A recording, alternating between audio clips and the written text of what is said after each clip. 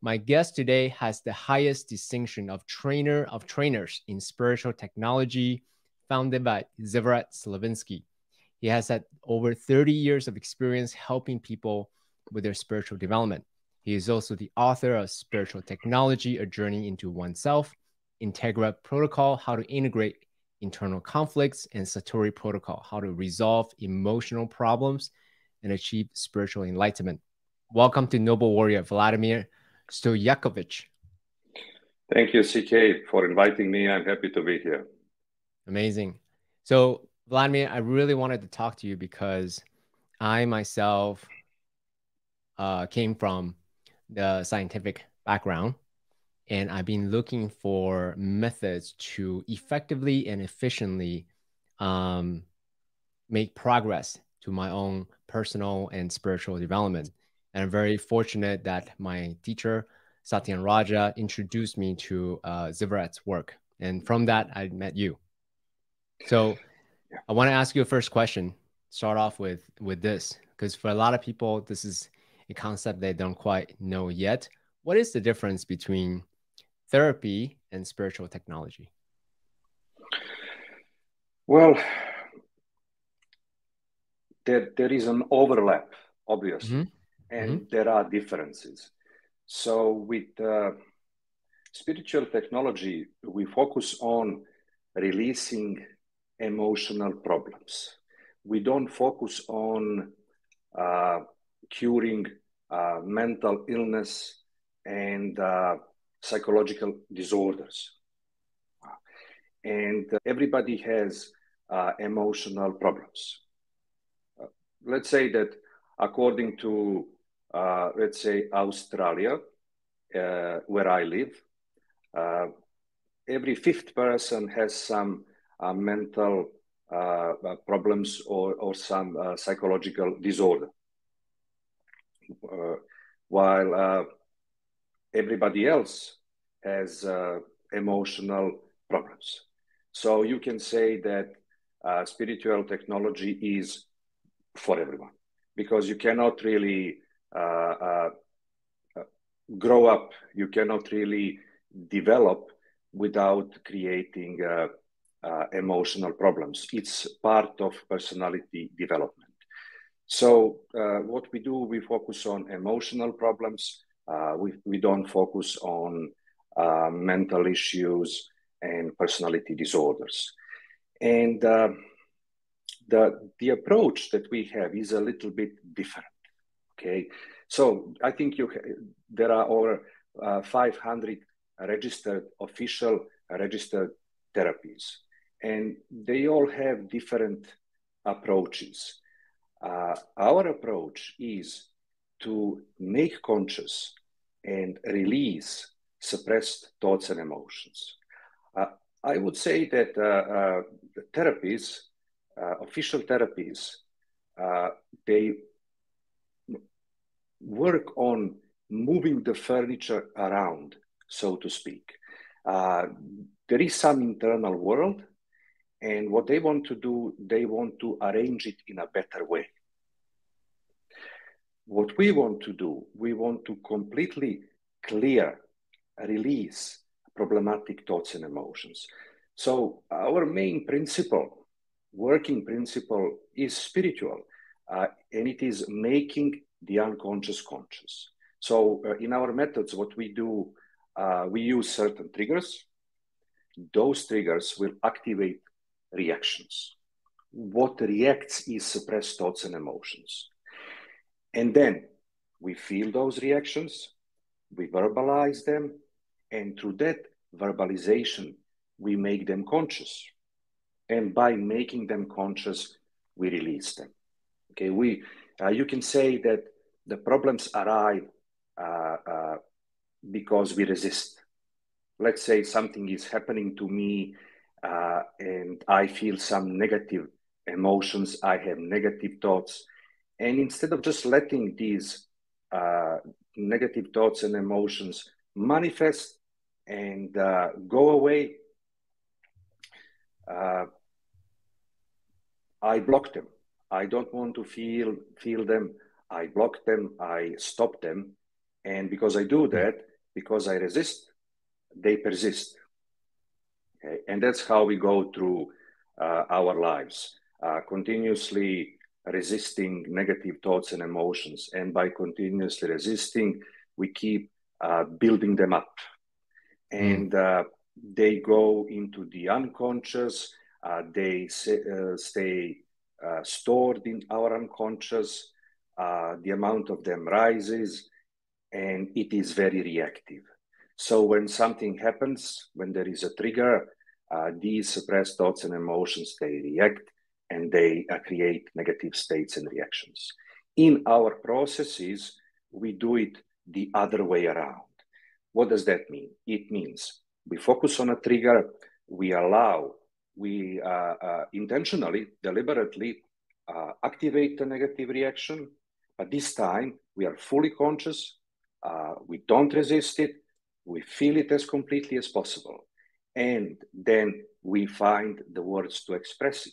And that's the act of making the unconscious conscious. Once we don't resist it, feel it, and find the right words, we release this suppressed energy. And you could say that official therapies are more an approach. And spiritual technology is procedural. So we have procedural techniques that we apply, and that way I think we release emotional problems faster. So that would be one difference between official therapy and spiritual technology. We are procedural, and our main principle is making the unconscious conscious and releasing it that way. Amazing. Thank you so much. I really appreciate that. One of the things I really appreciate about this here is a personal practice. During the beginning of my personal practice and exploration, I went down the path of using rationality to, as you said, rearrange the furniture, trying to understand the source of my content, and also treating them as something to conquer. And for me, that was a counterproductive experience, because as much as as we say, what we resist persists, right? So the more I try to conquer them, the stronger they get. So, and I also found that it was not that useful for me personally to try to understand why these content arise. And through the work of Zivorad, I just started to process them. Like, it doesn't matter why they come up, as long as I basically use the set of tools to process them. It was much more effective and efficient to disappear these quote unquote subjective problems. Yeah, so let me comment on that. Two key words here that you mentioned is trying to understand them, to find the cause by analysis, by intention, by focus. That's one thing, understanding the cause. And the other thing would be conquering them. Both approaches are inefficient. Okay, so you can think about the problem as an onion being very layered. A problem is very layered. Okay, let's say something happened when you were 5 years old, and that was the beginning of a problem. Okay, let's say you had a negative experience, and you came up with some decision, unconscious belief, which created the problem at the moment. For example, we can use an example. Maybe I was in the school as a child, and maybe I was reciting a poem in front of the class, and maybe I got confused. The other children were laughing at me. I felt humiliated, and I came up with a decision that standing out leads to humiliation. Standing out leads to humiliation. So these decisions, beliefs, they are extremely important. That's how we form problems. That's how we form our personality. And based on that, we perceive the world, we perceive ourselves, and we behave. Okay? And beliefs and decisions are our truths about the world, our truths about aspects of life. And yes, we want to behave in accordance to our truths. That has roots in survival. Okay, so some scientists say, evolutionary psychologists, that our species survived because we have this ability to recognize patterns. So applied to our predecessor, that would mean something like, when you hear a lion, run the other way. Okay, that's a pattern. Okay, that leads to survival. And all patterns that we have in their root, they have survival. So when I come up with a pattern, with a decision, with a belief, standing out leads to humiliation, that's connected to survival, at least to the survival of my ego. Okay, and I want to live in accordance with that truth from now on. Basically, I come up with that decision to prevent the same outcome in the future, to avoid being humiliated in the future. And as I go through life, as I find myself in situations where I can be humiliated, or there is a possibility of me entering that situation, I keep thinking, I keep adding thoughts and emotions to that initial root, to that initial decision. And what started as a problem, which was probably single layered or very simple, it builds over time. And then 20 years later, you have a complicated structure. And the cause is deep. It's covered by many layers. Okay? And that's why it is not really possible. Well, it could be possible after hours and hours and hours and hours of therapy to actually become aware of that cause, of that initial decision, and to get some relief. Okay? But as you think and analyze, you actually add more charge. That's right. You add more thoughts. You add more. That's you right. actually increase it's counterproductive. Instead, we use a procedure. We use the shortest route to the cause. Okay, we trigger the problem. We find the first layer, make it conscious. That uncovers the next layer, make it conscious. That uncovers the next layer, and that's how we go, following the shortest route to the root cause. And once we make that conscious, that's how you resolve the problem. So analyzing is hard because the main cause is covered by layers of unconscious material. Yeah.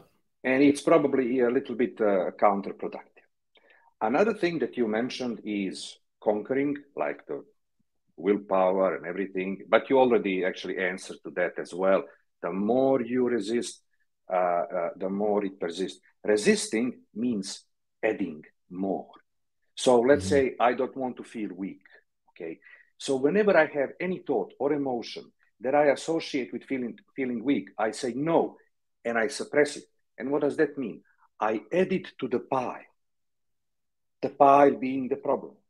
And as I'm trying to conquer it, the pile grows, because every time a thought that comes up, which I label as, that's weakness, add it to the pile. Another emotion, that's weakness too, add it to the pile. So that pile becomes bigger and bigger. So analyzing doesn't help much. It probably adds more to the problem. And it's hard, okay? It's hard to navigate the internal world, which is very layered, which is very complex, very full of conflicts, okay?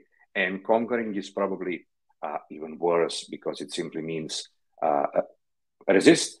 And by resisting means when a thought comes up that you don't like, you add it to the pile and increase the problem. And we do it the other way around. Don't resist, make it conscious, release it. So one of the things that for me was a profound shift in the way I relate to my content is this, because there's good, bad, I like this, I don't like this. And I will come up with a lot of different strategies, a lot of techniques as a way to strengthen myself or weaken the quote unquote opponent or the whatever it is I'm trying to avoid. And inevitably, I make that opponent or that thought, that polarity stronger. Again, what I resist persists, right? And but I also hear language that people use in personal development, spiritual development realms of, what they say, fuck the problem, right? That's a very strong language. And again, when operating from that paradigm, then you're now treating that as an enemy, and inevitably you also make that stronger. So what I do like is this particular approach treat quote unquote problems as neutral. It's not good or bad. It just is, right? You have a thought, you have feelings and emotions, you have body sensations, you have a situation. It's just neutral because it's based on context. That's good or bad. If you zoom all the way out, then there is, everything is neutral. So I really like that approach of just, hey, you have this content and you face it with neutrality. Well, we have the luxury of that approach. And I say the luxury, and that brings us back to your first question. What is the difference between therapy and this? That's another difference, okay? Therapy is scientific based. In therapy, there is no consciousness. A consciousness is like something that exists, but they don't know where it's coming from. Is it the result of the chemical processes in the brain? They don't regard consciousness as an entity. So you could say that the whole philosophy approach has no foundation if you don't treat consciousness as something that is there, that is not just a part of brain activity, okay? Which is, if I am not this consciousness, then I'm something else, like a good person or bad person, which means I need to treat my content as something, okay? Ultimately, I am some of that content. In our approach, we are spiritual technology. We know that there is consciousness, which is separated from the brain and the body. And we don't just know that because we believe it. We know that because we have techniques that enable us to experience it. And that gives us the luxury of treating the content as just content, okay? It doesn't really matter. It doesn't really matter whether the content is good or bad, because you are not it. If the content is bad, angry person, frustration, yeah, you like the fact that you are not that. But if the content is good, happy person, happiness, you are not that either. So that gives us a very efficient approach, which means you don't evaluate anything that comes up. You just release it. And even more importantly, you don't evaluate yourself based on your content. Okay? So that is something else that differentiates us from the other techniques, from official therapy, because they do want to get you in a better state, which means with better content, with better identities. But it is impossible to have good content without the bad content. We live in a bipolar world. You cannot just, happiness means something only in relation to unhappiness. Freedom That's means right. something only in relation to its opposite. Okay. That's right. And that gives us a superior approach. We have the whole picture. Okay. While it's very difficult to create operational approaches if you are lacking foundation or if you don't have the whole picture.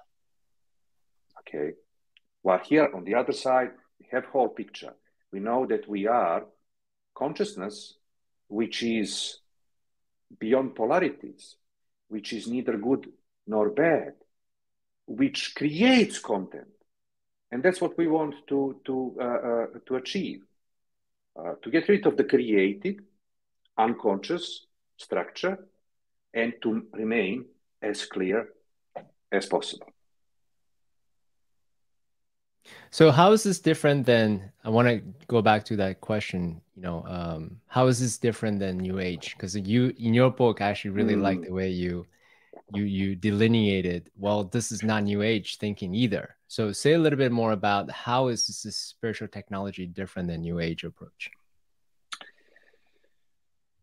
Well, that would probably require to define New Age, which is extremely difficult. Okay, it's a cabbage of all sorts of beliefs, and the only condition is that those beliefs are not official religion, and they are not science. Okay, and that's I don't know how else to define New Age. Okay, but I can say something else. Spirituality exists for a very long time. Very long time. I think the oldest written records, if I remember correctly, are 8,000 years old. So if you look into yoga tradition, or if you look into Taoism, I think the oldest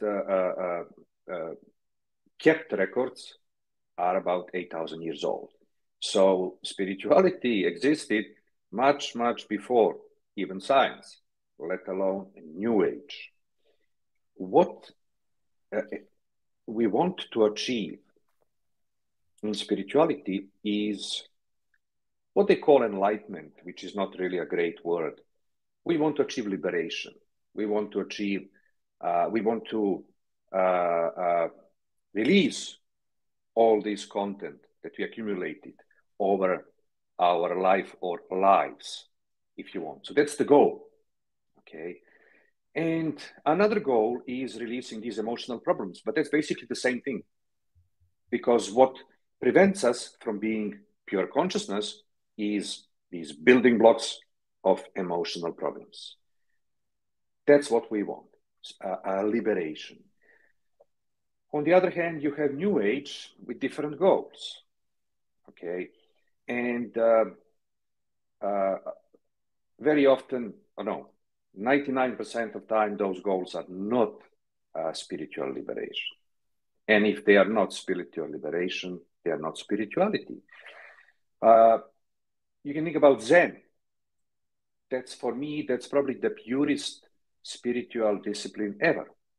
Because there's nothing there to detract from, they took great care not to create anything that would detract from spiritual development. So that's very clear. That's very out of time. And I say out of time, I mean timeless. Okay, it is equally relevant today as thousands of years ago.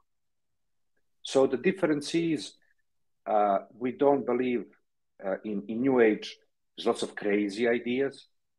They are prone to believe in anything.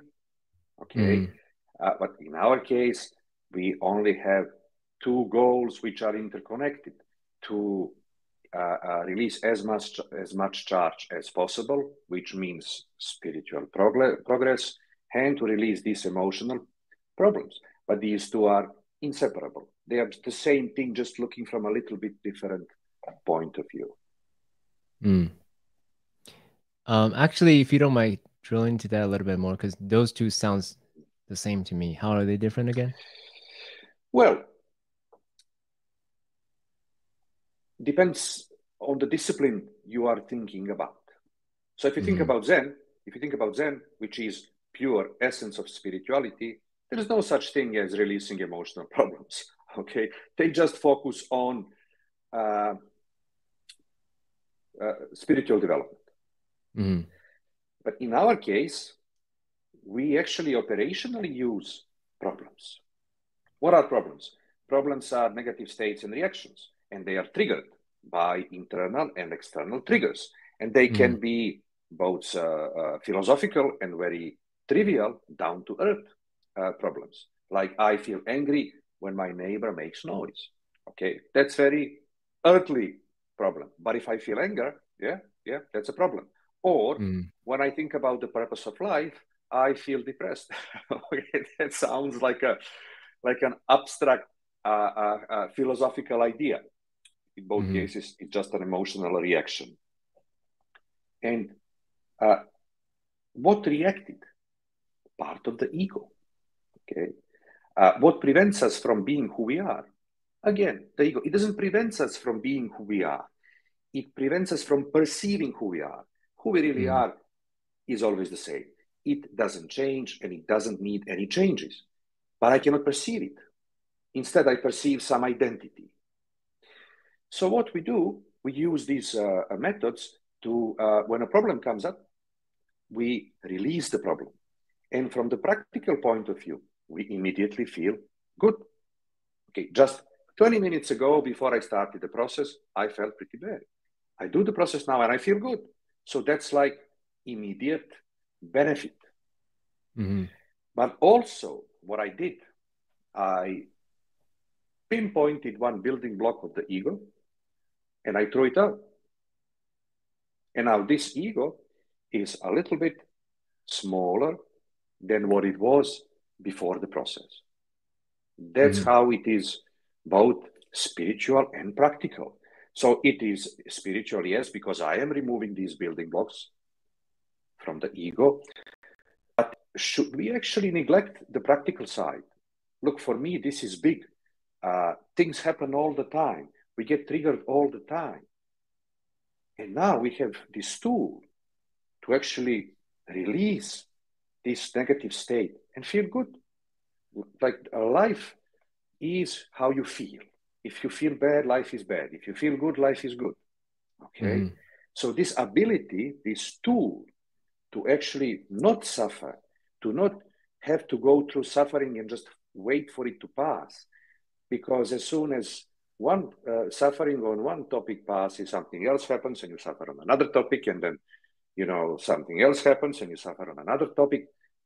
Just imagine having tools that actually every time that happens, you can release. Okay, so yes, spiritual side is big, but practical side is also big. And you cannot do that, let's say, in Zen. Okay, these guys don't have, even though I endlessly appreciate Zen, even though Zen is one of the pillars of what I do in terms of some techniques that we use are built on Zen tradition. Zen is kind of included in it. Okay, so I have endless appreciation for it, but they don't have something that they can use and release the problem, the negative state, in 15, 20 minutes. So yes, actually, depending on the point of view, it's the same thing, but also, it is a little bit extra plus in what we do. Yeah, actually, speaking about that, one of the things I really appreciate about this set of tools is the efficiency and the effectiveness. I'm going to keep saying those words because in my mind, I've tried a lot of different things. And so why don't you tell us a little bit more about how is it how are they different, in terms of the spiritual technology approach versus, yoga or Vipassanna or Zen or all these other approaches. I'll see if I can paint a picture. This is how I've been explaining this to people who ask. So I've done Vipassanna. I'm a big fan of Vipassanna. It's a 10-day silent meditation retreat. And the main technique is to essentially watch, just be an objective observer, watch the contents bubble up, and then watch the content disappear over time. And to me, it's non-specific. And to me, it's also very slow, right? Whereas the spiritual technology approach, you don't just watch non-specifically, you actually drill in deeper and deeper in a very specific way. To me, it's the difference between a floodlight, right? If you imagine, you know, the light of your attention is a floodlight versus a spotlight. So for me, spotlight approach to me is very efficient, very effective. And I, as an engineer, I like it that way. Anyway, very long context. How would you explain the difference between how, let's say, Zen or yoga or, you know, Vipassanna or these other many different approaches to solve these subjective problems? Well, from one point of view, people always look for difference. What is different? What is different? As if it's either or. As if it's either or. But how about this? How about we use your example?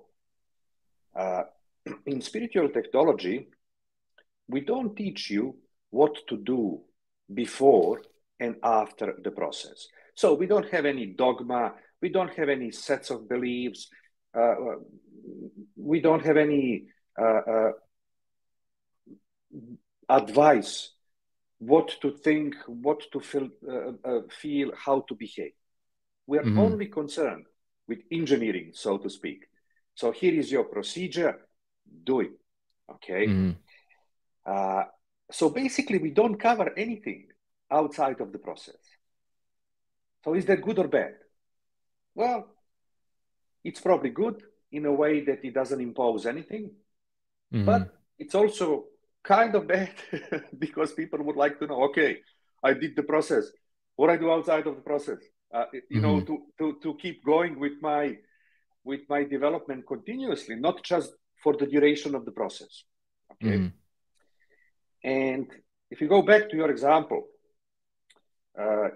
in Vipassanna, which I did and still do, as you said, you just meditate, you just observe. Okay. And things pass. They appear, they dissolve. Sometimes they appear, they stay a long time. Okay. The point of Vipassanna is for you to realize in one moment, hey, but all of that is not me. All of that is just content and just a gap, and then a gap appears. Okay. And then the more you can extend that gap, the more you can live in a me state, being fully aware that this is just content. You will stop feeding that content, and eventually, one day, maybe the whole thing just disappears. Maybe the whole structure of the ego just falls away. That's the idea of Vipassanna, the way I understand it. Okay. But it's a very lengthy process. Okay? It's a very lengthy process. Is it 2 hours per day after the training? Yeah. It's 2 hours. Yeah. I mean, for me, I'm a busy professional, so I know. I don't want to do 2 hours a day of meditation. However, how about combined approach? How about combined approach? You know, how about Vipassanna and spiritual technology? That's what I do. It's fantastic. Okay. So with spiritual technology, look, if I'm to do 2 hours of Vipassanna, and if I'm going to choose, am I going to do Vipassanna 2 hours, of spiritual technology 2 hours? It's an easy choice. For me, 2 hours of spiritual technology is much more effective than 2 hours of Vipassanna. Okay, because in 2 hours, I can do a number of processes. They last 10, 20 minutes. I pinpoint the problem. I trigger charge and I release it. And I feel good. Okay, I arrive into a spiritual state pretty quickly, pretty efficiently. Okay, but even better approach is to combine both, to do processes and to do Vipassanna as well. Not necessarily 2 hours per day. Okay, you don't really need that 2 hours per day if you combine it with spiritual technology.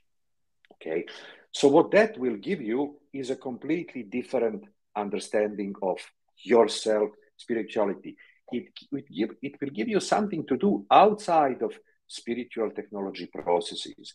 And it may even give you the ability to be in the state of witnessing more and more, not just when you sit and meditate, but when you actually live your life. Because it's pretty easy to be a witness when you are not active. But it's kind of difficult when you stand up and start walking around doing things. Okay, that would be the challenge. If you can do that, that would be something really good. So the difference is, in Vipasana, you observe, but you don't really dissolve big chunks. Okay, and that's a lengthy process. In spiritual technology, you briefly, quickly dissolve big chunks. If you combine these two approaches, I guarantee it's going to be a very good result. In Vipasana, you get more and more. They just complement each other. Okay, the more you do spiritual technology, the more you recognize your real nature, the more, and then you do Vipasana and you are aware of your real nature, as opposed to passing content, as opposed to identities. They complement each other. And then during Vipasana, you recognize bits and pieces that you are going to work with when you do spiritual technology. Okay. And then you can do Vipasana as you walk in the park. Okay. Why do you have to sit down? So the difference, that's the difference. In spiritual technology, we identify big things and we release them quickly. But we don't have an approach outside of the process. Vipasana can help. In Vipasana, we don't release big chunks, but it gives us an approach that can be used in between our processes. And in my opinion, so see, that's the thing with spiritual technology. It's not opposed to anything. You can seamlessly insert it anywhere. Literally, in yoga, in Zen, even in religion. Like if you are practicing Christian, it doesn't. There's nothing here which will conflict with Christianity because we don't have any dogma. That's right. There is no set of beliefs. Exactly. Yeah. That's right. I mean, one of the things I'm a secular person, and I'm not part of any kind of organized religion of any sort. And to me, the way, again, I'm an engineer, so the way I look at the world is through functionality, right? So all of these are, to me, just tools. What kind of tools do I need to use for a particular thing? Obviously, I have a hammer. Can I use hammer to, I don't know, cook some rice? Maybe, but probably not most optimal, right? So I just collect different tools so I can use in different situations. That's most appropriate. And I really like, spiritual technology is very secular. It doesn't have any agenda, doesn't have any dogma, and you can just put into whatever situation that you want. It's about mastering the process, mastering the tool, so you can really master your own consciousness. I agree with you. This is an engineering approach, and I am an IT person, and these methods, they are algorithms. They are sequences of steps that produce a result. And if you apply these sequences, no matter who you are, no matter what your beliefs are, you will produce a result. That's like algorithm. That's like engineering. It's a tool. Yeah. Yeah. So, I mean, not to belabor on the point of spiritual technology, set of tools, Vipassana.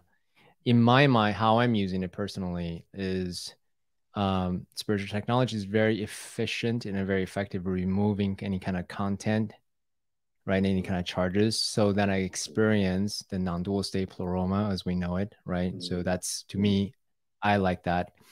Now, Vipassana, I didn't really think to stack them together until you mentioned it. But in my mind, Vipassana is much more of a receptive state. You just watch, whether you're doing moving meditation, you're sitting meditation, you just receive. There is no processing. You just watch, whatever comes, that comes. Absolutely. That's, in my mind, the intentional approach versus the receptive approach. Is that an accurate reflection of what you said? Okay, look, as you just watch, you notice. As you just watch, you notice. And what you notice in Vipassanna, you can use in spiritual technology as something to be processed. Okay? As something to be processed. Plus, the more you watch in Vipassanna, the more you become aware of identities, problems, this, that, and the easier and quicker you recognize them in spiritual technology. So these two work together perfectly. Okay, perfectly. Mm-hmm. And you don't need 2 hours per day. 15 minutes per day of Vipassanna. 15 minutes per day.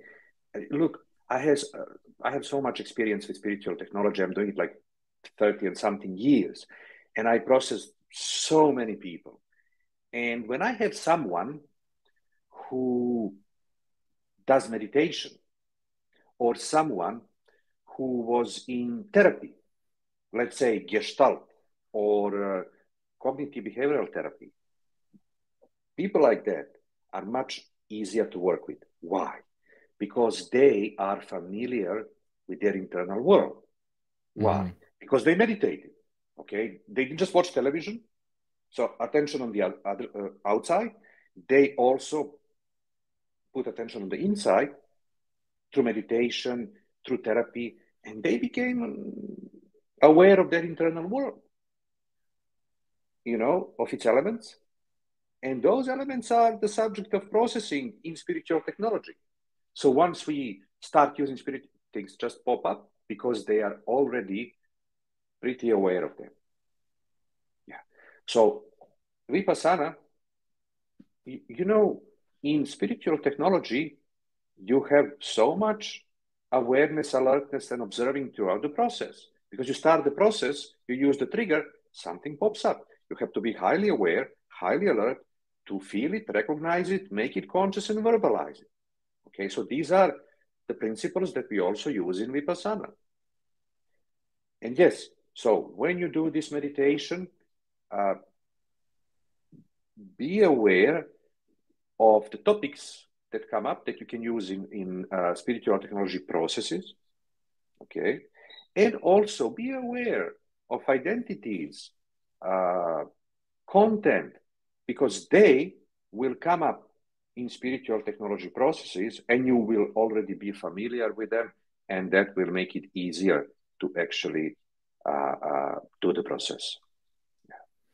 I want to bring a metaphor real quick because I think it would be helpful for me to contextualize the question I want to ask you. I do have a personal question I want to ask you. So imagine you audience members, you are trying to discern the different hues, the different shades of a particular color. In the beginning, it looks kind of the same, right? Red's red, or green's green, or blue's blues. But after a while, you studying it, you start to notice the nuance. Like there is a slight difference between the two, but only after you look at it long enough, you have that facility, right? So in terms of content, our thoughts, feelings, emotion, body sensations, and mental images, all of these are content. The more we discern, the more we look at it, the more we have discernment of, oh, this is slightly different flavor of frustration, anger, joy, or whatever the content may be. That to me is a useful process just in terms of heightening our own self-awareness of what's actually going on inside our consciousness. Yeah. That's absolutely true. Yeah, go ahead, please. Yeah. So I have a specific question for me personally. So these days, thanks to all of the work that I've done, what used to be really noisy here now is noiseless, or much, much less noisy. And when I'm doing spiritual technology or any kind of meditation, I actually have a hard time finding charges. So I wanted to hear your perspective.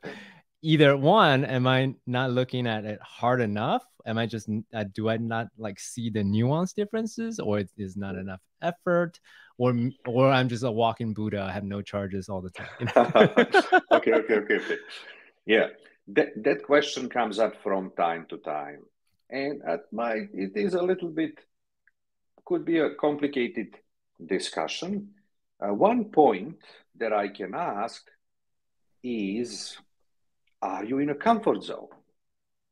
Are you in a comfort zone? So, one of the great spiritual teachers said, comfort zone is an enemy of spiritual progress. Mm-hmm. Why? Well, because when it's comfort, there is no triggers. Okay. Mm-hmm. You live in a safe place, safe at home, safe at work, no challenges, all routines established and familiar. Okay. So when that happens, it could feel that I don't have any problems. Mm-hmm. Okay. So that's one question. Mm-hmm. The other question is this. Okay, let's not go to the other question yet. So how to handle the comfort zone? As Tony Robbins says, step up. I'm not saying that Raise for your you personally. standards. Yeah, raise your standards. Exactly. Mm-hmm. So I don't know, whatever your goal is, if your goal is to jog 1 kilometer every day, raise it to 3 kilometers. And almost immediately you will have a negative reaction. Okay. if you earn X amount of money, raise it to Y amount of money. And almost immediately there's going to be not almost immediately there will be a challenge. There will be something. Okay. So step up, raise your standards simply means increase your goals. Okay. Increase your goals, and that will keep you pretty efficiently outside of the comfort zone. And you know how the spiritual teacher I mentioned said that comfort zone is the enemy of spiritual development. In exactly the same sense, we can say that comfort zone is the enemy of progress, of success. Because once you reach your goals, you don't increase them. That's it. Okay, stagnation. But then you increase them, and then more progress. So that's one thing to think about. Another thing to think about is this. This is how I live my life. I am, and this is not something that I had to train myself to do. It's the result of me doing processes a long time. Okay, as I said, 30 and something years ago. I'm basically aware as soon as I have a negative reaction. Okay, let's say after this podcast, somebody does something to me which is unpleasant. I get angry. Immediately, I know it's a mental note, it's full awareness. Hey, this is a topic to work on. This is a trigger. Okay. And that's how I go through life, noticing negative reactions. But when we say negative reactions, we don't mean just very bad negative reactions when I do something crazy. No, even subtle negative emotions are negative reactions to deal with. So unless you are really a Buddha, you just cannot say that you don't have problems. Okay. So when we say problems, we don't mean major things, although it includes major things like I'm dying of cancer, I just, lost somebody. They are life crises. They are not emotional problems. They are much more. And yes, these methods are very applicable in those situations, and they're actually lifesavers in those situations. But when we say emotional problems, we mean even subtle negative thoughts and emotions, okay, which every human being has multiple times per day. So when you're aware of that, it's kind of difficult to run out of topics. Okay, so be aware during the day about negative reactions. You're just watching news. Yeah, how many negative reactions do you have? Okay, just when watching the news. So that's another thing to think about. Here is something else. We live in a continuous mode of suppression, repression of ourselves. We continuously resist. How do I know that's true? Because we are not Buddhas. We are still human beings that have the ego. If I manage to enter an acceptance mode as opposed to resistance mode, in certain amount of time, difficult to say what time, 3 hours, 7 days, 3 months, 3 years, the ego would be dissolved. And I would not need any methods. I would not need Vipassanna. I would not need spiritual technology, anything. Okay? So that's why people say, you know, acceptance is the key. Acceptance is the key. But we live in a different regime, in a different mode, which is suppression, resistance, continuously. Okay? So here is one thing to do. Sit down or lay down. I prefer laying down. Close your eyes and just ask yourself, what am I resisting now? And just be open. What am I resisting now? Because we are resisting something continuously. If we weren't in this resistance mode, in a certain amount of time, we would become Buddhas. That's just simply because we are not resisting the charge, suppressed thoughts and emotions are being triggered. We are not resisting them. They are being released. We are not saying, no, no, no. We are not resisting them. They are being released, being released, being released. And after a while, they would be fully released. So that's a practical thing to do. Lay down, sit down and think, what am I resisting now? And something will pop up. Yeah. And there is another thing. And there is just tell me this last thing. You can use that if you have, you can use that yourself. You can use that with your clients if you have clients. When they say, I don't know what problem can I work on, you can ask this question. What needs to happen for you to have the life that you want to have? So just close your eyes. You say to the client or yourself, what needs to happen for you to have the life that you want to have? Well, I need to have more friends. All right, here's a problem. Okay, I don't have enough friends. I need more free time. Here is another problem. Okay, so you can start the process. Okay, no free time. Close your eyes. How do you feel about not having enough free time? Oh, I feel frustrated. Something to work on. It's a magical question that it will, what's the word? Elicit problems that the client is not even aware of when you say, hey, what problems do you have right now?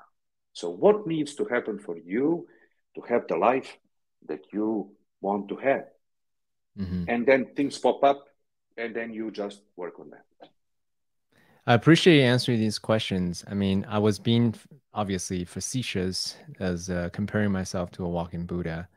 But those two questions, are actually very valid, right? As soon as you ask those questions, what am I resisting right now? What needs to happen in order for you to have the life that you want to have?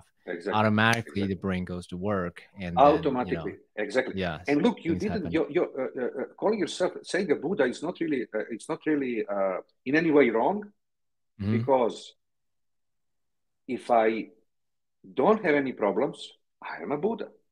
That's it. But if I really don't have any problems, okay, because in this context, problems are the reactions of suppressed content. And being a Buddha simply means not having suppressed content, not having suppressed thoughts, emotions, identities.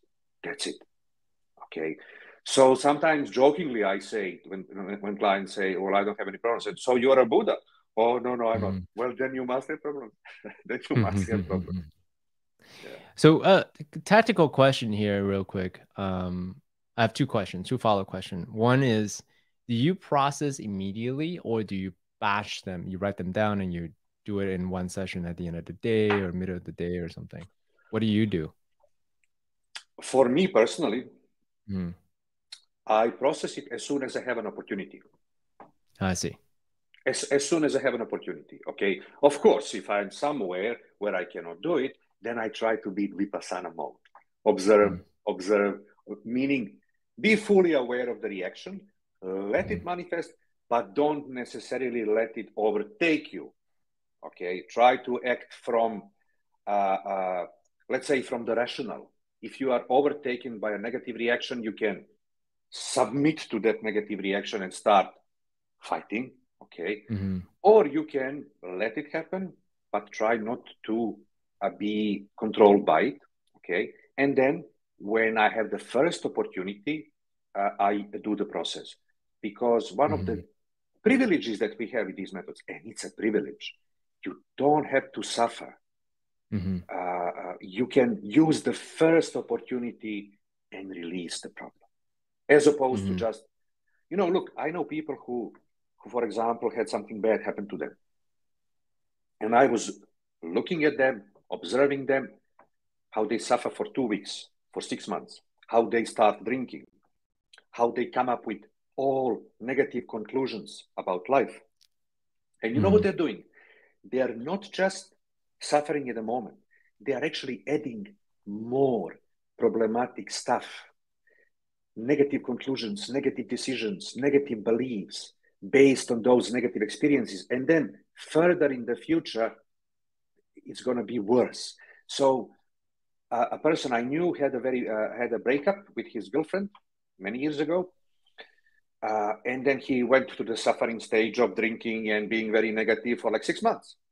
And I have been watching them later for years, acting very badly towards women in his further relationship, all based on that one unfortunate breakup. So if he used the processes, first of all, he would suffer less during that time. He would release that. And more importantly, he wouldn't come up with crazy decisions, ideas, beliefs about women and relationships, which seriously poisoned a number of his future relationships. Yeah. So to go back to your question, I use the process as soon as I have an opportunity, and I make sure I use I use at least one process. I do at least one process every day, even when I feel good. When I feel good. Yeah. So that's actually a personal practice of mine these days, is to, part of the way I think about it, how we go to the gym to exercise the muscles, right? We have more capacity for strength, stamina, all these things. You don't wait until you actually need to move to say, all right, I need to go to the gym for 6 hours before I need to move my house. No, you do it every day, every day, every day. So you cultivate this capacity. So similarly, in my opinion, this is the spiritual gym, right?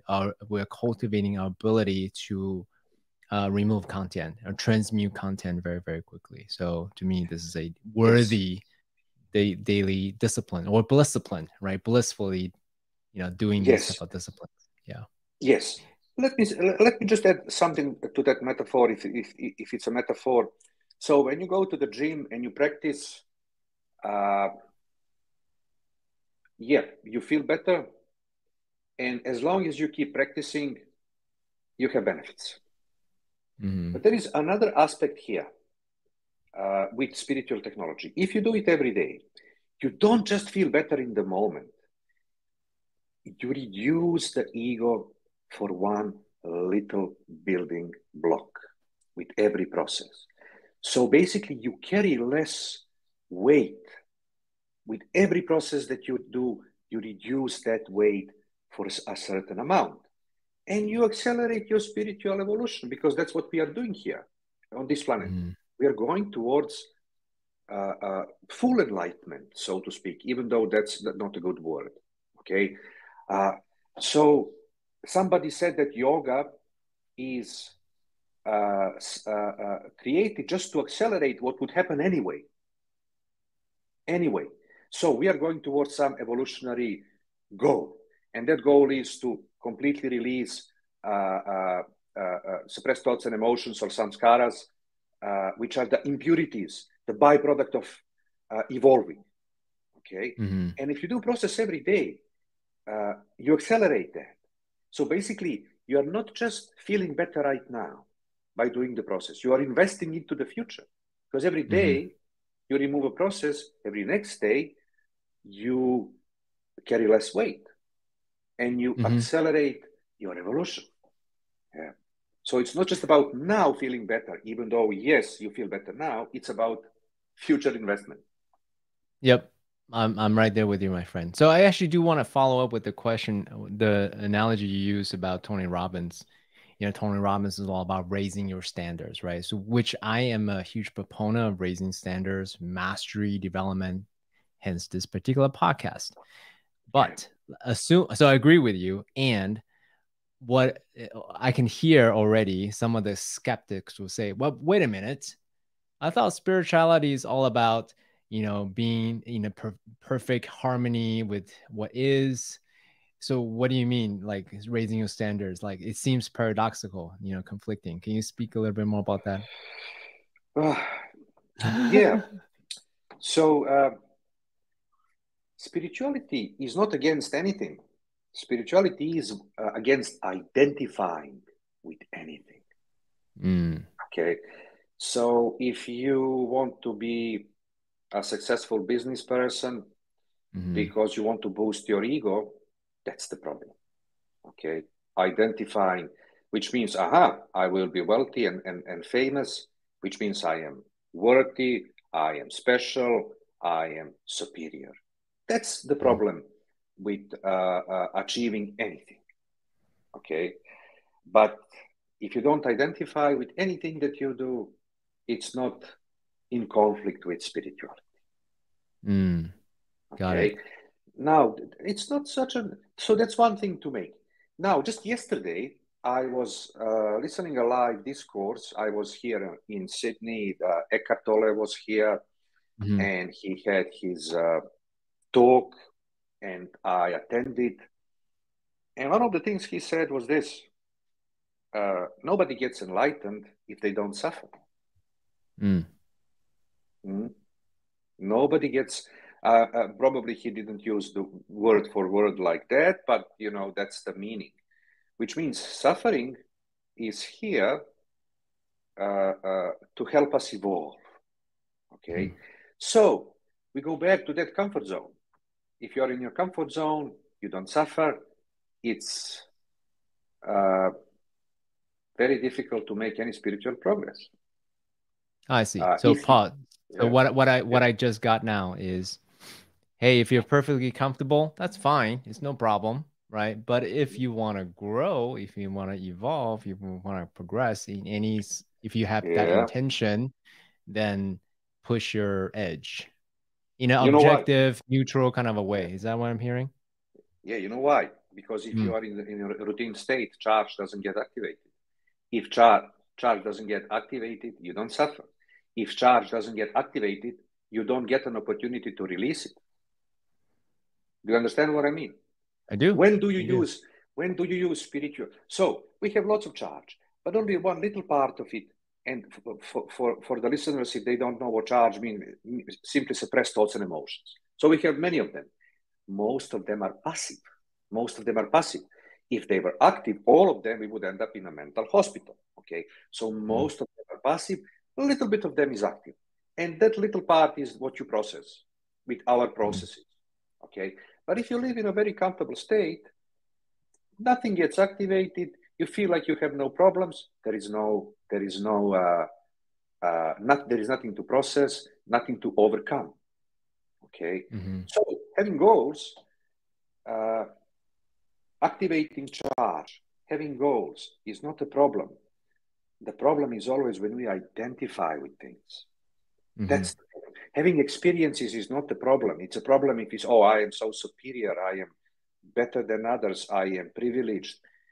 Having identities, which are false identities, that's the problem with spirituality. Not having thoughts and emotions. Okay, so I got you. Yeah, I mean, one case in point, not to belabor on this point, but for anyone who's listening, I want to make it as practical, as relatable to anyone listening, right? So recently I've been doing a lot of cycling class, and for me, it's just fun. And for me, I want to keep pushing my number of calories I burn during those hours. And it's just fun. Like there is no charge. Hey, today I did 550, you know, next week or next month I did 600. Like I feel joyful about it, but I don't identify like, hey, I'm in 600 or a 900. Like I'm so much better than those who are losers who are doing 300 or things like that. So. Exactly. So goals are not goals in itself. They are not a problem unless you identify. So I just mentioned Eckhart Tolle. So he was here yesterday. There were like 6,000 people. Obviously, him flying around the world and giving these courses in front of many people, that's a goal, isn't it? And being an enlightened person, does that mean that he shouldn't have any goals? No, not really. But he doesn't identify with it. Okay, he is not looking for a sense of self in it. Obviously, you can see that when he is talking in front of the audience. Yeah, so that would be the difference. Okay, having goals, and then we have functional goals. Okay, functional goals like I need a roof over my head, but that's not usually the status ego. When I want a mansion with 20 rooms, that's probably the status ego. Yeah. So there are functional, practical goals that we all need to fulfill, but they are usually easy to fulfill, like a roof over my head and enough food and paying bills. That's not very difficult. We make it difficult when we increase those requests to a bigger house and a more expensive car and this and that. Yeah. So, okay, so on that note about Eckhart Tolle, I'm glad you mentioned that because I was going to ask that question anyway. Few different schools of thought. I love transformational content.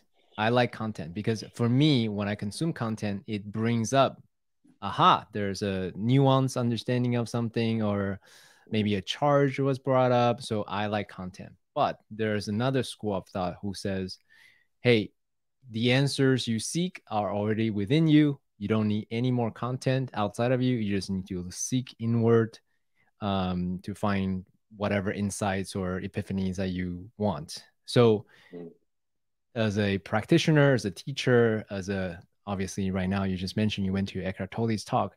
What's your position around consuming content? So can you just a little bit define more what you mean by consuming content? Is like reading spiritual books, watching spiritual videos. That's it. All right. Yes. Again, you know how we talked about the relation between Vipassanna and spiritual technology and how I pointed out they are not really in conflict. Okay. There shouldn't be either or. The same thing here. So let's go back to that school of thought that says, you are who you are already. You just need to uncover that. It's 100% true. It's 100% true. Okay. How do you know that? You probably read it in some content. If you understand what so, Exactly. Yeah. So if you use these both schools of thought in the right way. So look, when I listen to Eckhart Tolle, and I listened to him for 20 and something years, you know what happens? Because I have my practice. And look, if you just listen to content, that's a problem. Okay. When I started, I was 19 years old. When I started, everybody starts by content. And we didn't call it content at that time. We called it books. Okay, content is not a word that I really understand. So I used to buy all available books by spiritual teachers and read and read. And you know what I was doing? Creating more content. Okay, because I functioned from the point of view of the ego and how the ego functions. Aha, this is spirituality. And then you create new beliefs, new mental positions, more ego. Aha, that's spirituality. That's how I should be and do. More content, more mental positions. And when you begin your spiritual path, there is this incubation period of adaptation before you are ready to actually do something about it. And that's content. You're just adjusting to the idea that you should actually do something about it. And you do that by reading, absorbing, trying to adjust to all this, to absorb, and you create content. And then later, when I started practicing, I actually had to process away that content. It was a pile of junk, but I don't think there is a way. I don't think there is a way around that. Okay, I don't think so. In the beginning, you need to adjust to those ideas. You need to somehow change the perception of, that you have, to include that in yourself. There's no way around that. But then again, as I said later, I literally had to process away all the junk that I accumulated in that first period. Okay. And then what happened? I found some balance. Okay. I would be doing my processes, which basically means it's just uncovering. In all processes that we do, it's just uncovering. We don't create anything. We just release, make the unconscious conscious, uncover. But on the other hand, as I was listening Eckhart or Osho or other spiritual teachers, sometimes when they say something, it's also uncovering in the way of, I had it somewhere here, not fully conscious.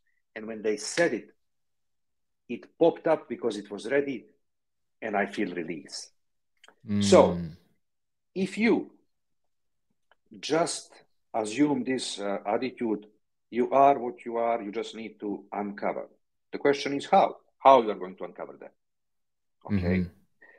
If you use methods, okay, no problem. But if you use methods and you combine that with listening, then that's the best approach, at least in my experience. I do methods every day, and I listen to these guys, and it's complementing each other. It's just listening to those guys, not good. That means you just keep adding. You're trying to be through the ego, to be enlightened. It's like saying to someone, be enlightened. You cannot be enlightened because you don't understand what that means. You understand it through the ego, which means you are trying to take a mental position. You are creating an identity to be enlightened. They're just adding more to the ego. So just listening to them, I don't think it helps much. Okay. Yeah. But if you do methodology that really works, like spiritual technology, and also listen to these guys, I think that's the best combo. That's the best combination. Better than just doing the processes. Yeah, for sure. One metaphor that we use here on Noble Warrior a lot is it's kind of like walking, right? Your right foot is contemplation, consuming content, talking about it, thinking about it, writing about it. And the left foot is practice. In order to travel long distance, you need to use right foot, left foot, right foot, left foot, right foot, left foot, right foot.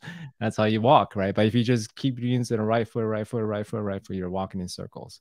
Or you keep taking action without thinking about it, you're walking in circles too. So in my mind, it's a feedback loop, the yin and the yang. Right foot, left foot, right foot, left foot, right foot, left foot. The feedback loop is exactly the word I was looking for. When I do my practice and I listen, consume content, the right content, then this feedback loop is created, okay? Which is, for me, the best combination. Better than just processes.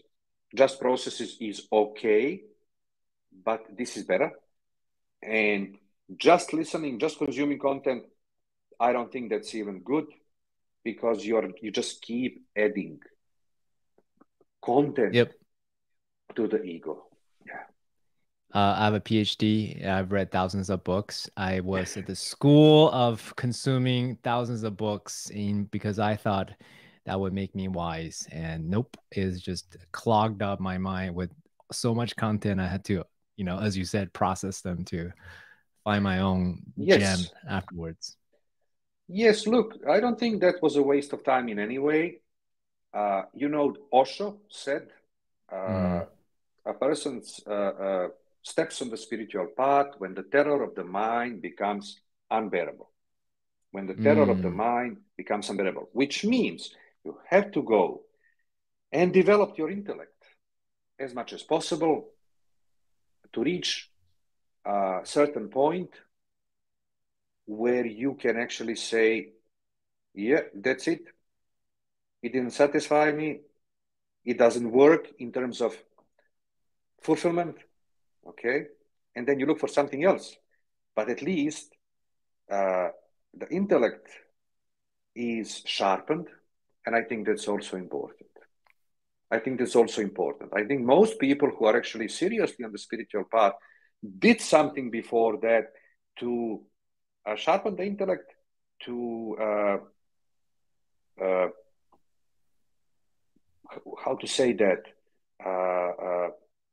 inhabit that aspect of themselves fully. Okay, and yeah, and then they can look beyond it, but at the same time, having a sharp intellect, I think it's quite important. Yeah. Thank you for that reminder. And the books that you talk about are engineering books which are not going to create too much content.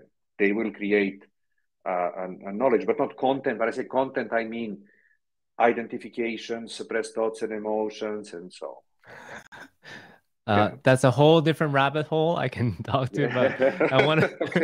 Okay. Anyways, but let me come back to this. All right, let's not go there. Yeah, exactly. Okay, so one thing that I'm actually impressed because I thought your book, Spiritual Technologies, is very well written. It's very, very well written. So thank you. Congratulations for writing that book. In that book, you had said that you had written, you've done 4,000 aspectics. That was 10 years ago, probably. Now it's probably a lot more. So that made an impression for me because I'm nowhere near 4,000, right? So I'm curious, right, from the perspective of someone who's just started to someone who's done 4,000. I think you mentioned to me like 10,000 or 30,000 now, whatever the number. What is the journey? What's the difference? What's the palpable the difference, when you, after so many practices? So that period that I was describing in that book happened actually 25 years ago, or something, even more. I think it was 1996 or something like that. And I did 30,000 processes in around 8 months, which means I was basically processing 8 to 16 hours per day. Okay. So let me just briefly give you some context. So going back to what Osho said, that a person steps on the spiritual path once the terror of the mind becomes unbearable. In other words, it's what Eckhart Tolle says. You start spirituality once suffering becomes unbearable. Once you suffered enough, okay? And something like that happened to me. I think I was never diagnosed, but I think that I had and maybe still have ADHD. Okay. So as a child, I was extremely physically active, lacking attention. And then when I went into puberty, the activity transformed from physical into mental, which means over a short period of time, I created huge amount of suppressed content, which resulted in suffering. So I was looking for something to help me. So I became interested in spirituality very quickly, and there were other reasons, but now probably it's not really relevant. So I was like 19 when I started, and I was looking for different things. Once I found Zivorad Slavinski and Intensive of Enlightenment or Enlightenment Intensive, I had this internal clear recognition here. That's what I was looking for. Okay.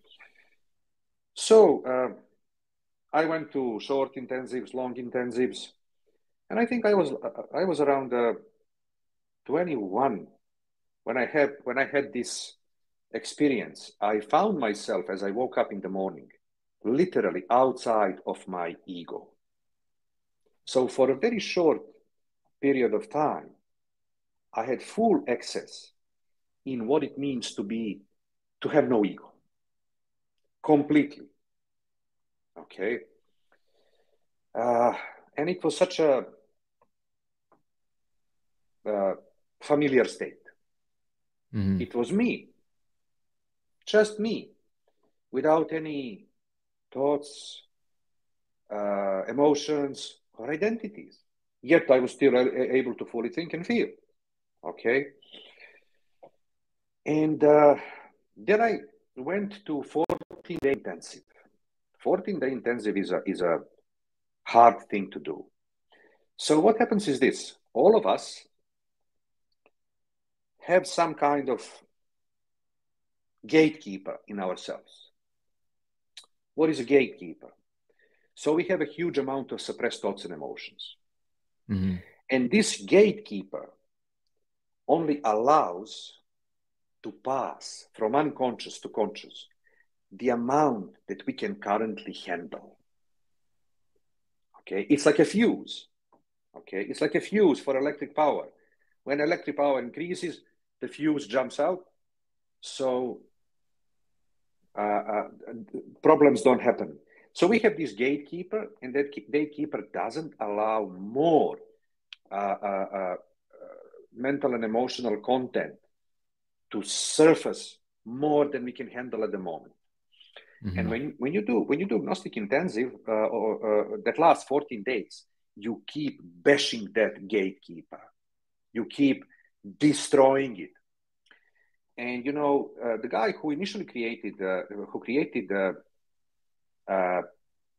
first version of Intensive, Charles Bernard, Illumination Intensive, he said something like this: people ask me, what will my light be after the long intensive? And I say, well, it may not necessarily be better, but it will be closer to the truth. And after this 14-day intensive, I understood what he meant, because I pretty much destroyed this gatekeeper. Even though my life was closer to the truth, I had stronger reactions. Okay. Because the gatekeeper was pretty much destroyed. So I had quicker and stronger reactions, because the mechanism which was in place before to keep them under control is now gone. And I'm not in a good state, so to speak, because imagine being far more reactive than you really are, where these reactions are more frequent and stronger and quicker. And so just maybe one or 2 months after that, Zivorad Slavinski, my teacher, he released this method, Aspectics. And it was really one of my favorite techniques. Yeah, and it was a savior for me, because I was in that state. So this is what happened. First, I had this spiritual experience when I completely experienced the final reality as it is. So I was familiar with it. And then I had this post-intensive experience where I was very reactive. And I had this good method, which enabled me to deal with these reactions. Okay. So now I had this contrast. Look, I know what this end looks like. And I have my current state, which is not really good. And I had a feeling, look, if I use this good method, I can get close to this final state as much as possible. And that motivated me. So basically, without any discipline, I wasn't doing processes hours and hours per day because I was disciplined. It was like a pleasure. It was like an adventure. And I just couldn't stop. Okay. And that is the context. First of all, knowing what the goal is, feeling it like, oh, it can be achieved. And then having this current negative state caused by this intensive, and having a tool to maybe move from this current negative state closer to what I consider to be the end state. Most people don't know in spirituality where they're going. How does that end state look like? I know because I experienced it for a while. And then it happened 2 times after that, 2 more times after that as well. So yes, I have been doing these methods, processes, like 30,000 of them, and many things changed. Okay, many things changed. My perception about myself changed. My perception about the world changed. I was able to enter the state of oneness in non-active state, which means I just sit down, I lay down, and I go into that state like that. Okay, no problem. I still wasn't able to enter it in the state of when I'm active. Okay, because once you are active, when I'm active, which means I'm not sitting down or laying down, but I'm doing something. Okay, it took me some time to get there. But yeah, everything basically changed. When I say everything changed, it means everything in my perception changed. Nothing outside of me changed. Life remained the same. Other people remained the same. But I released so many of my negative reactions, and the ego became transparent. Okay, the ego became transparent. Yeah, before it wasn't transparent. It was like a black mass surrounding me. Now it was transparent. Yeah. Okay. So if you can use like a martial art example, right? White belt, yellow belt, blue belt, purple belt, what black belt, like describe the different phases of this experience. Okay. So see, when you think about phases, they depend on the methodology being used. Okay, for example, in Zen, I read somewhere the Zen masters differentiate, or Zen practitioners differentiate 17 different types of emptiness. Okay, because that's needed for their methodology and how they travel through on their path. In what I do, I only differentiate 2 types of emptiness. I call it fake emptiness and real emptiness. Fake emptiness is when the ego is empty, but it's still active. And there is this duality, me and ego, me and emptiness, not the same thing. Okay, not the same thing. Real emptiness is when we do the process, ego deactivates, it's still there, it deactivates, but I feel myself.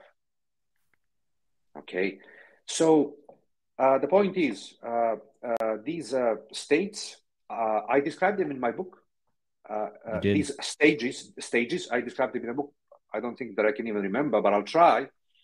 So basically, the first one was you start from a crowd. You're a crowd of identities and content.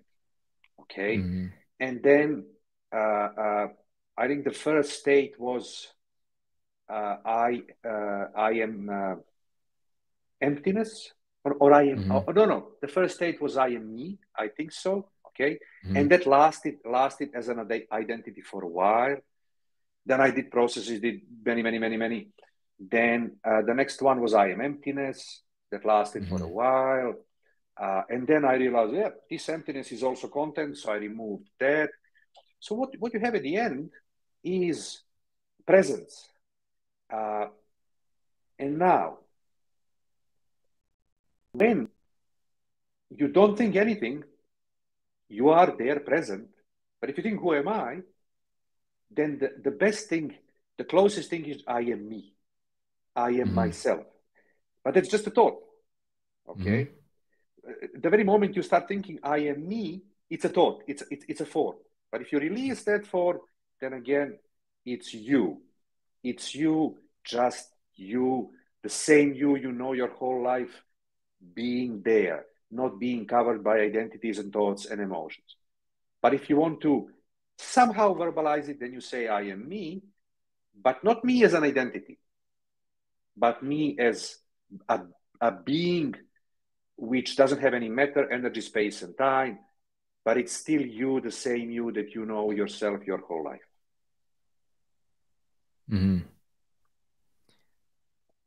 And you also, in the end, says just I am, basically, like presence. Is that what you mean? Yes. So look, we just talked about Eckhart. So one of the things he said, not in this yesterday's talk, but generally, he said that the ultimate truth about you is not I am this or I am that, but I am.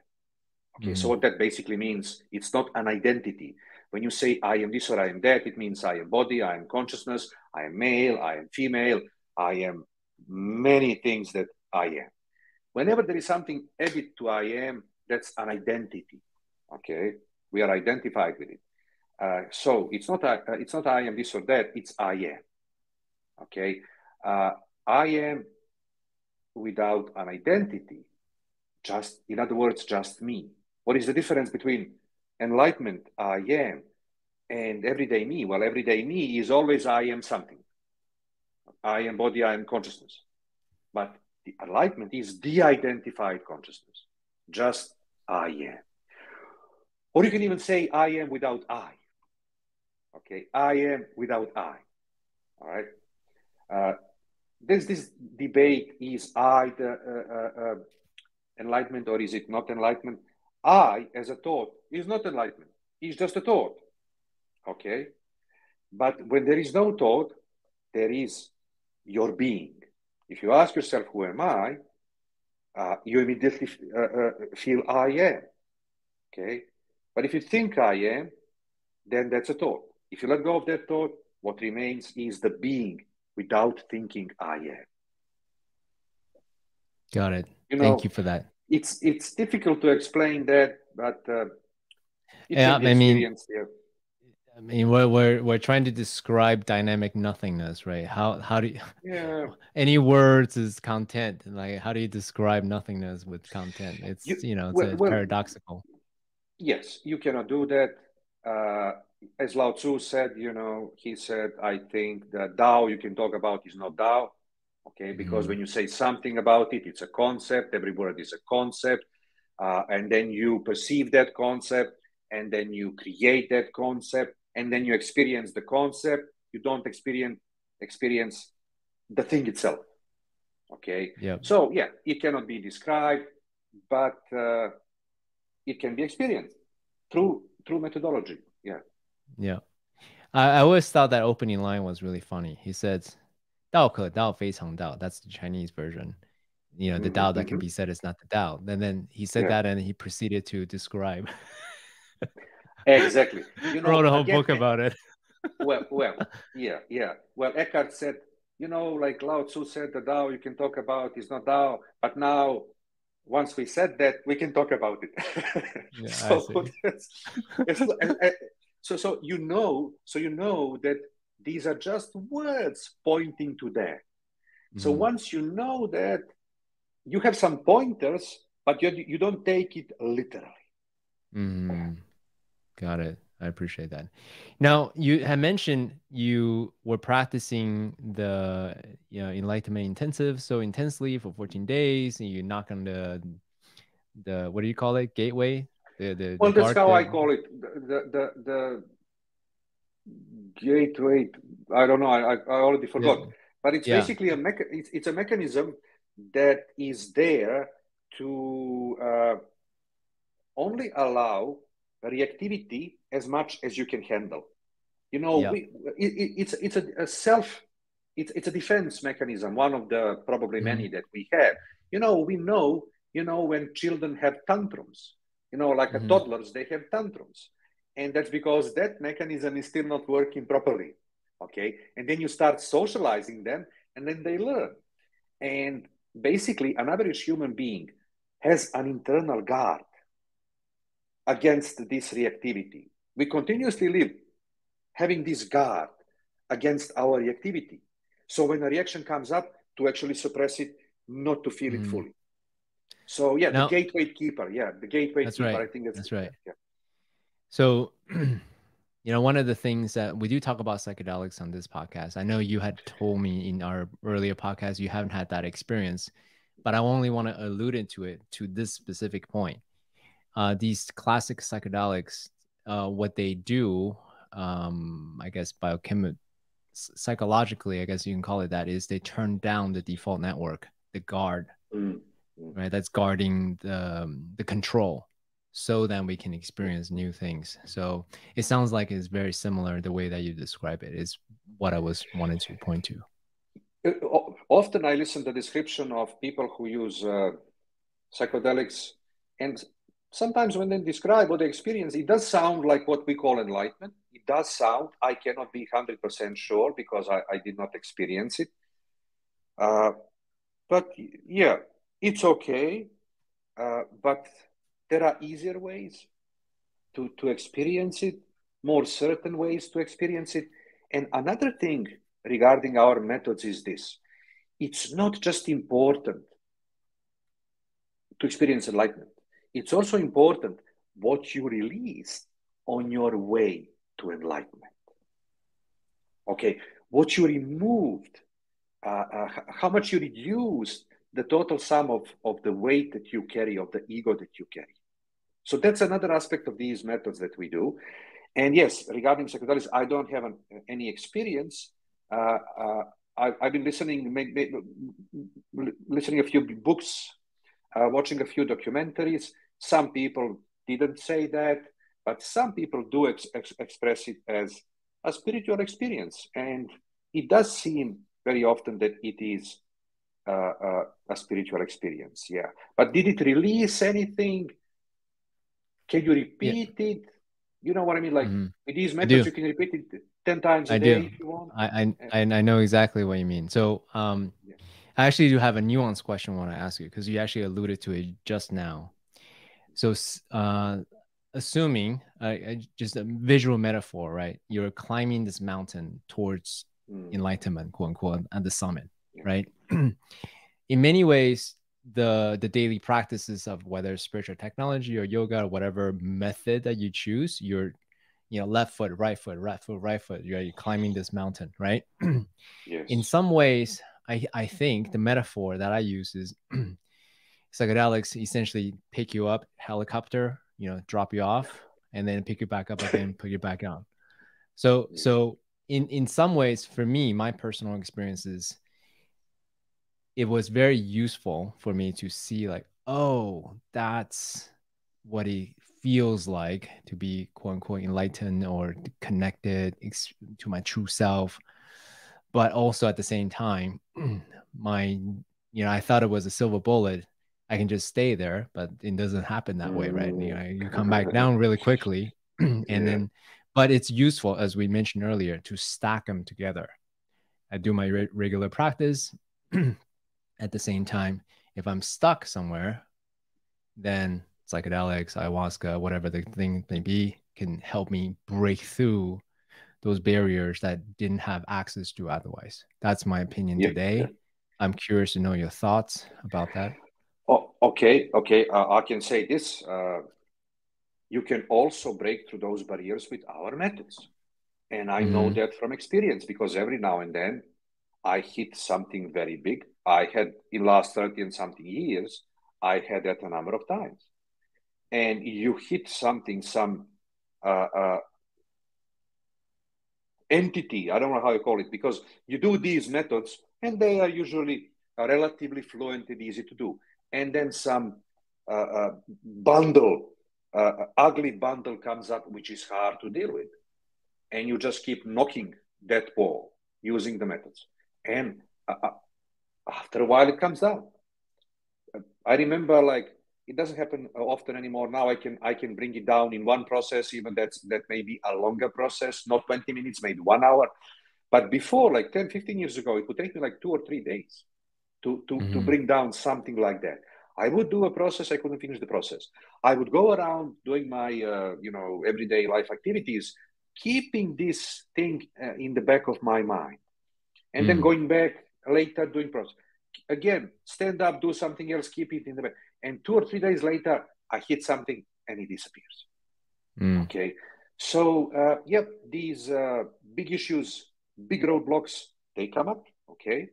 But you can break them down with these methods as well. Or if you use this approach that you mentioned, look, I don't have anything against it, really. I never even tried it. How can I? Okay. So, in my opinion, you know what works the best for you and use that. How do you know that? From experience. Okay. Yeah. Use it, combine it. I run seminars and people ask me, should I use this? Should I use that? They are even sometimes afraid that I will be jealous, that I will be angry if they use other methods. No.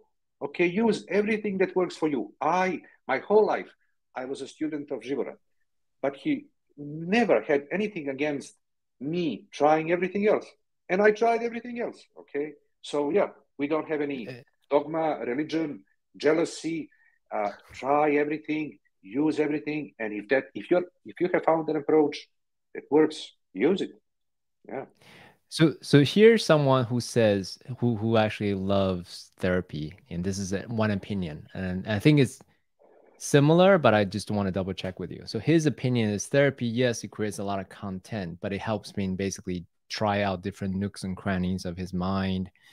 And versus, so, and then he liked that because he can now look at for all the different nooks and crannies of his mind versus, let's say, you know, aspectics. I took him through a aspectics process. He liked it a lot. He also had, you know, he wrote dose of, let's say, a psilocybin experience. So for him, the work is going through the process, as difficult as the nooks and crannies may be. He didn't really want to use psilocybin as a regular practice. He said he will only use psilocybin if all these other methods stop working and he's really stuck. Yeah. That's his opinion. So I'm curious to know if that's essentially what you said, or is there some nuance that you wanted to say about his opinion? Well, look, I think he's right. You know, I don't know much about psilocybin. I think I listened Jordan Peterson speaking how even one time using psilocybin can alter your brain permanently. I don't know whether that's true, okay? But I am always for processes, okay? If I didn't have any need to use any of these, well, I shouldn't, you know, compare myself to other people. People are different. But yeah, using that would be probably the last resort. You know, if he's using therapy to explore his mind and at the same time aspectics, that's great. But let's just point out, aspectics also explores your mind, if you understand what I mean. So yeah, these two approaches combined, they're good. And yeah, I wouldn't see particularly any great need for using the mushrooms or where psilocybin comes from. Yeah. Now, a couple more questions, if you don't mind. You had mentioned that you experienced, you were basically the control is down, so you were more reactive. Would you consider that dark night of the soul, or that's very different? That's not dark night of the soul. No, not really. This is a very specific thing. You know, you will have difficulties to find the person unless they are mentally ill who destroyed that self defense mechanism. Okay, well, why? You have to do something very specific to destroy it, and we did it. You know, 14 days of Gnostic intensive. That's something very specific. So no, it's not the dark night of the soul. People understand that in a different way. In my experience, I had something like that before I embarked to my spiritual path. It's basically when the world, in which I lived in, when my perception of the world reaches its end. Okay, that means this is what I think the world is, and it doesn't work anymore. And you don't know what to do. Okay, and basically that's when I switched to one completely materialistic point of view, which I had before I stepped on my spiritual path. You know, I explored every part of that world, and I found it very depressive. Okay, and then I stepped out of it, and enter a different paradigm, a spiritual paradigm, which is still a paradigm. Okay, it's like a working hypothesis before you actually achieve some result. But yeah, what happened to me at the end of the intensive, it's something that you will not encounter very often because people usually don't work to destroy that self-defense mechanism. Maybe it's broken with people who have mental issues, okay? But in healthy people, that works pretty good. Do you feel that? Yeah, go ahead. Yeah, do you feel like with spiritual technology? Okay, so the reason I mentioned that because with psychedelics, you hear people talk about dark night of the soul a lot, right? It's a complete dissolution of their reality, and then it's very daunting for a lot of them. So I'm curious, with spiritual technology, do you encounter that as well, or no? It's a very safe, step-by-step process. You actually don't have the quote unquote downside of experiencing complete dissolution of reality. first of all, what you just said, dissolution of my reality, is exactly what the word I was looking for when I was describing how I perceived the dark night of the soul, which is the dissolution of my materialistic view of the world. Mm. Now, let's go back to your question. Does that happen in spiritual technology? Mm.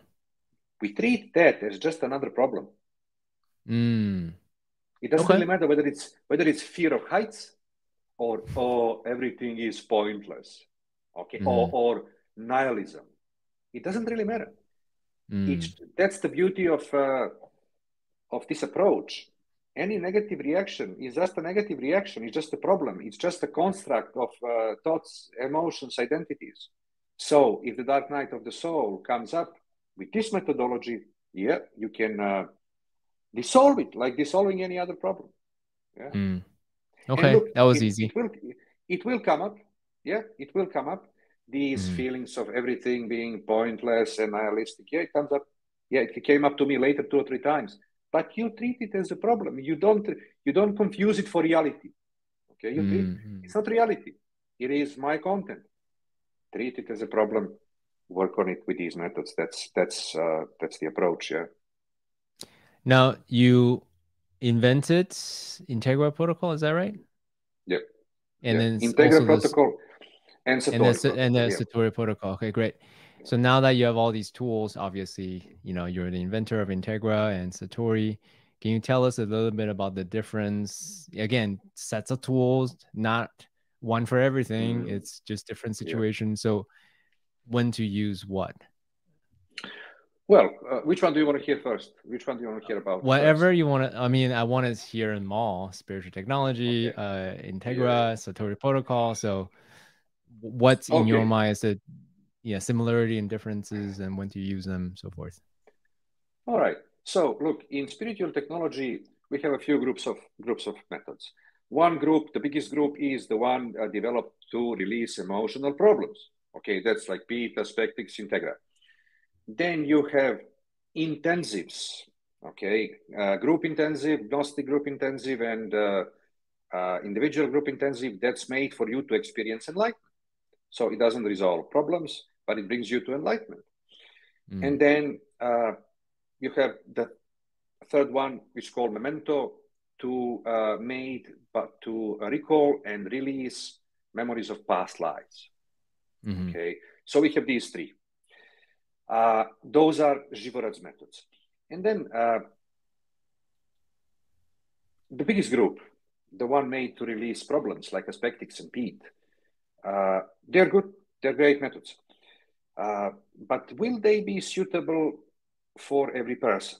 So I was doing Pete for years, and it has a certain approach. I call it a free flow approach. Feel X and inhale, exhale, and tell me what comes up. Okay, non-specific questions. It was suitable for some people. It wasn't suitable for some other people. That's why we need more methods. More methods that deal with problems. Not because one of them is non-efficient, but because people are different. You cannot be a tradesman with just one tool, okay, with just one screwdriver. You need at least different sizes, okay? Yeah. And then the other thing is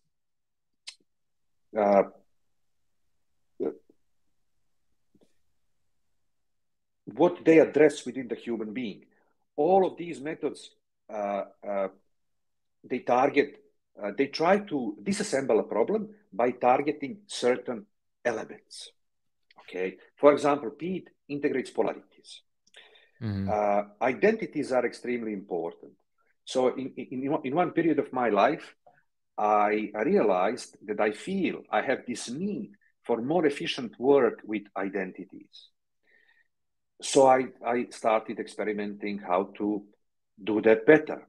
Okay, there was a method that we used before. It was called Integral Excalibur by Zivorad, but it was created in the beginning of the 90s.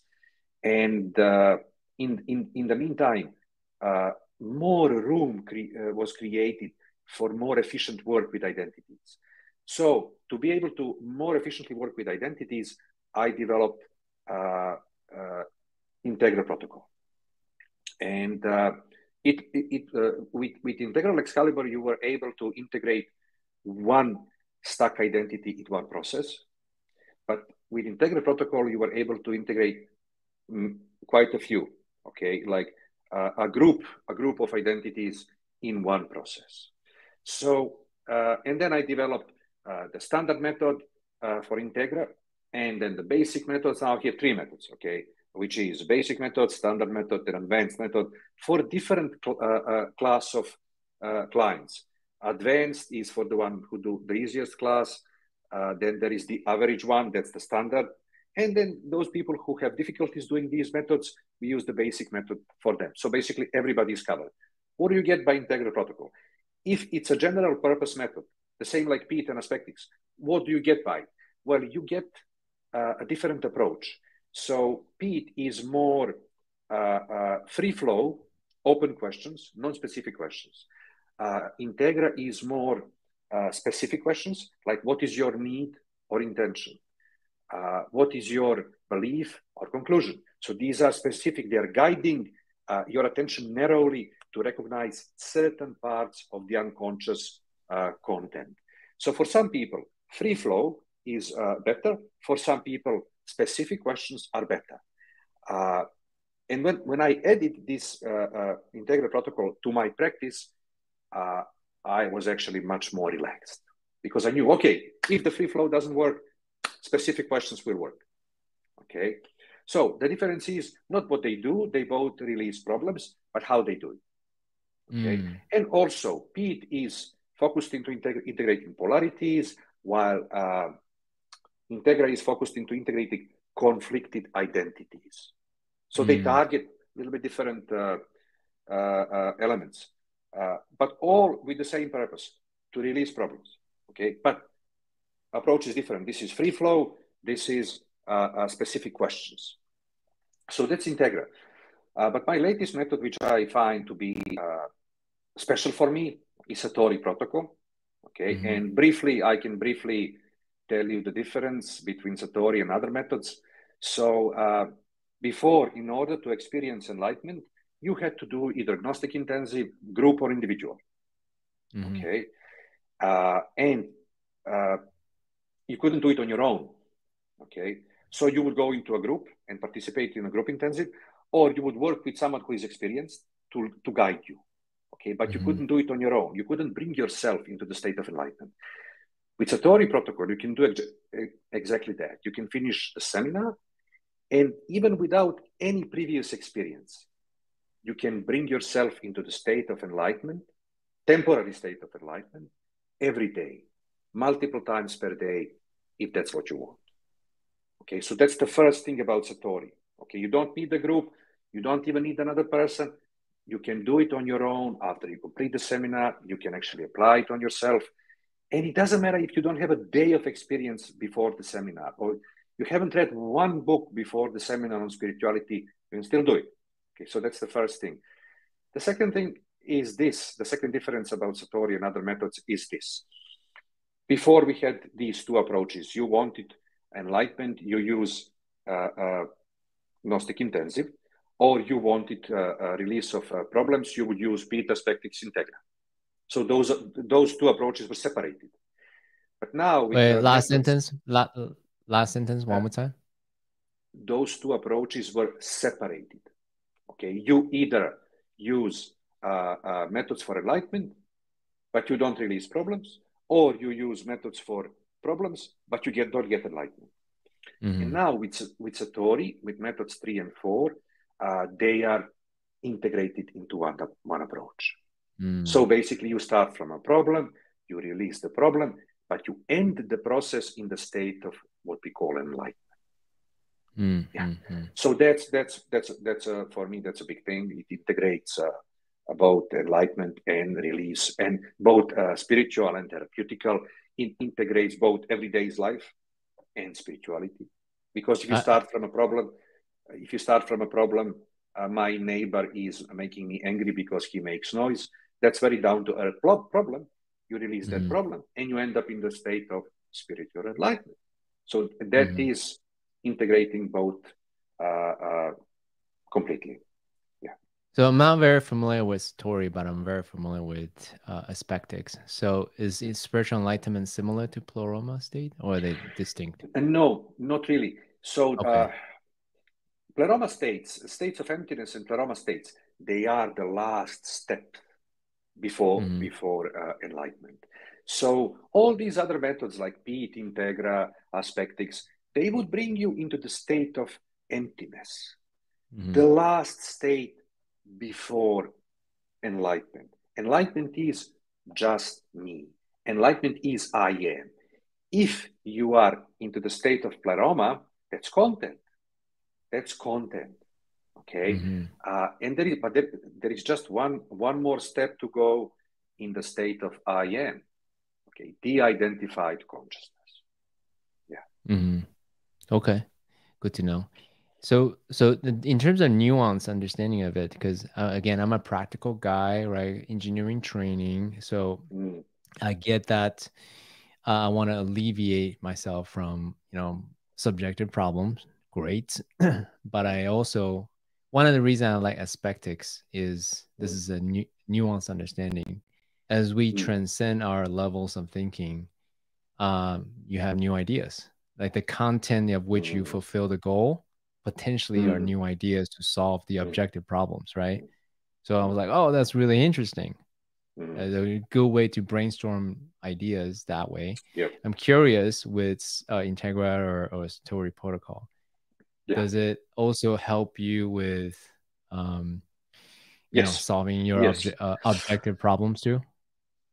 Yes, of course. You know why you have new ideas?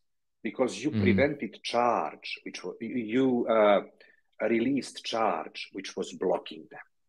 Mm-hmm. Okay, you were basically unconsciously rejecting those ideas based on Mm-hmm. some attitudes, mental stances, beliefs, which are unconscious, which are charged.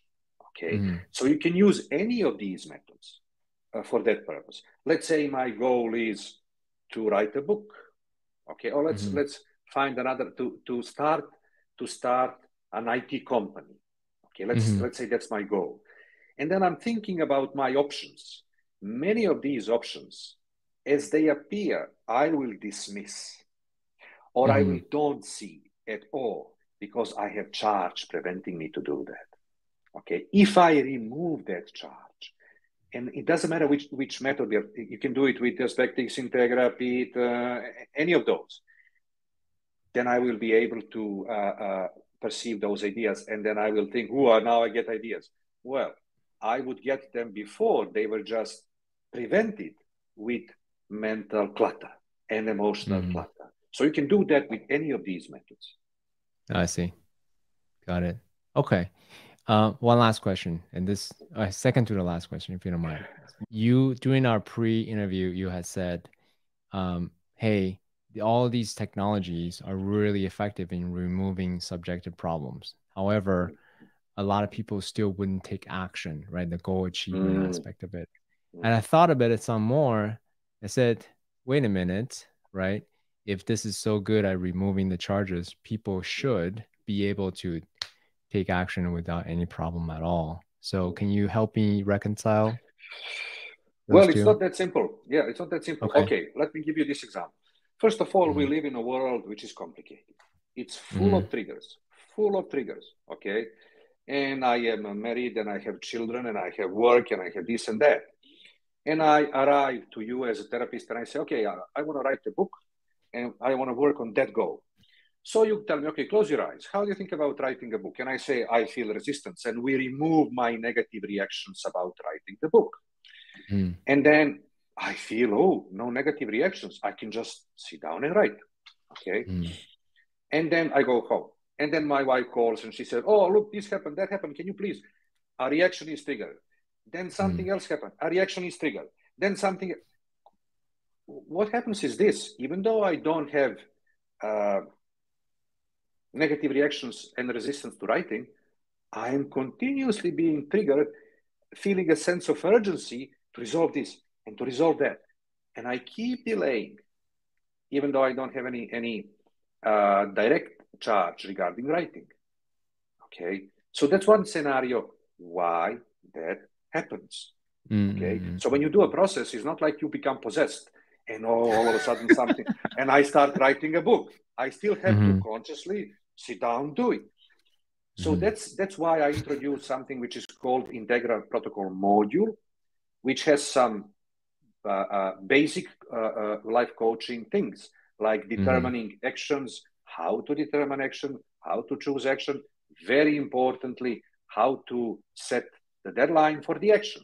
So if the action is small, if it doesn't activate charge, and if I have a deadline, no matter how busy my life is, because it's easy and because I know a deadline, I will find a way to do it. Okay, that's how I work around this problem.